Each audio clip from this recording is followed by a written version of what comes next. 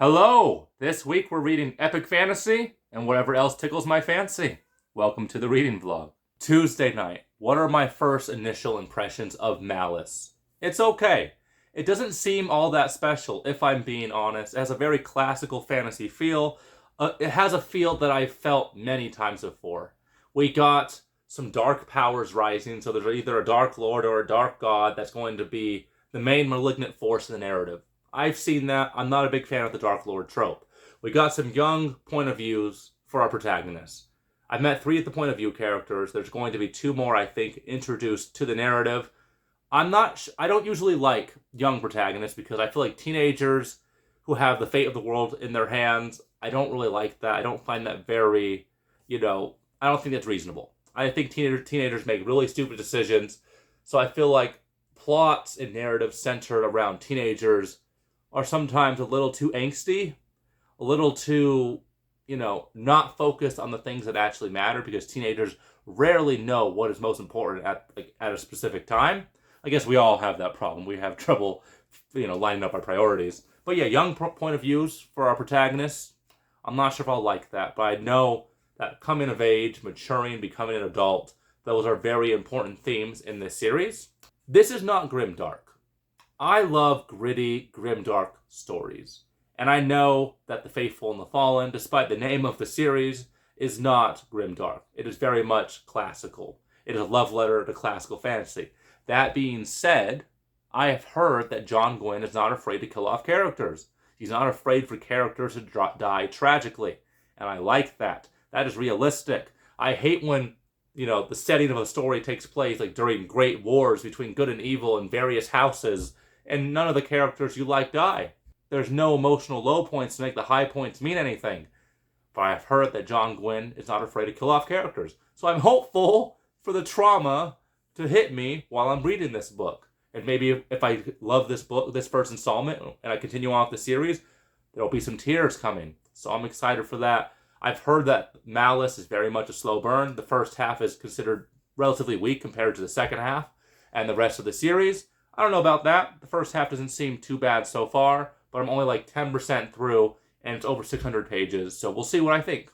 Malice is a big book, and 3 days into this vlog, I'm only about 180 pages into it, with just under 500 pages to go. So I don't think I'll be finishing Malice because I'm having trouble getting some momentum with this story. I'm having trouble getting emotionally invested. I have not yet reached the tipping point where I feel the need to rush through this book and get to the end of the narrative because I'm just not emotionally invested yet.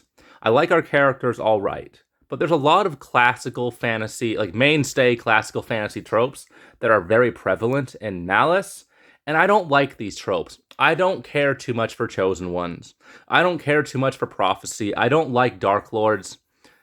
I mean, I feel like it's okay when authors use these tropes as a way to subvert expectation. Like, you have a Dark Lord, but maybe he's not all that bad. You have a Chosen One, but maybe the first few Chosen Ones die, so you don't know who the Chosen Ones are. You have a prophecy, but it's very convoluted and long-winded, so you can't really remember every bit of the prophecy, so it makes the narrative a little bit more unpredictable.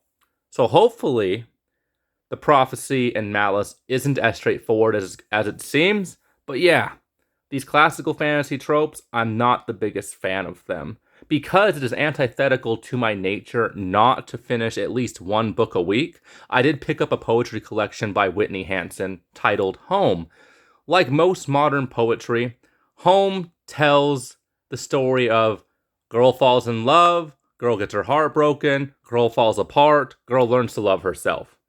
And I don't know why, but sappy modern breakup poetry is truly my guilty pleasure. I don't care for romance books. I don't care for love stories, but I do love a good breakup story. I do love some trauma leading to character development. And that's what most modern poetry is about, if we are being honest. Because Mother's Day is coming up at the end of the week, and I have to get some tax stuff done before this week because I'm late on my taxes, I'm probably not going to finish Malice, but I will at least finish Home and get about 75% through Malice. People with the most intricate minds have the most turmoil inside. You cannot be filled with galaxies and not expect explosions. You loved me for my mind. You left me for my mind. I sat in the river and realized the river is not peaceful because it is still. It is peaceful because it is in motion. I am the river. Goodbye is courageous. I don't know how to love small. So if I can't love you a lot, I can't love you at all. What are you afraid of? Name it. Throw it on the ground and step on it on your way out. I am both too much and never enough. I am like the ocean, all the water you could ever need, but I am salt water, and you are looking for a drink. Saturday. I'm finally enjoying Malice. I could very easily say that. I reached the inertia point, the tipping point where I'm not feeling it, and now I'm feeling it. It's full speed ahead. The problem, I didn't reach that tipping point until this morning. 33% through the book. The book is over 600 pages. I don't believe a book should take 220 pages to get you invested. And that's coming from me, a big Stephen King fan. Stephen King will sometimes take several hundred pages to set the mood and tone to get you invested in his horror stories.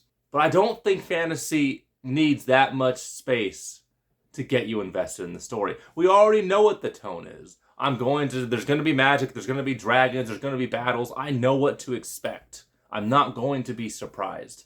So I understand now why a lot of people complain about the first half of Malice. I don't think it's the first half. It is definitely the first third, 220 so pages, but then after that, smooth sailing. Here are some quotes from mentors in Malice that I really liked. But the war goes on. There is a hole in your heart, an empty space. You must fill it with meaning. You need a cause to live for, to fight for, perhaps to die for. There's no point in getting old if you don't get cunning. Whatever your cause, lies are a coward's way, and they are like poison. They bring death, death of trust ban, death of honor, death of respect. Two things, he grunted, holding up 2 fingers, truth and courage. Elyon gave us the power of choice. Choose those 2 and they will see you through. Happy Mother's Day. I'm not sure if there's a lot of mothers who watch my YouTube channel, but if there are, happy Mother's Day to you. Nice relaxing day at the Levitt household. Spend time with the family, spend time with the kiddo, spend time with the wife, cook dinner, all that jazz. Usual Mother's Day festivities.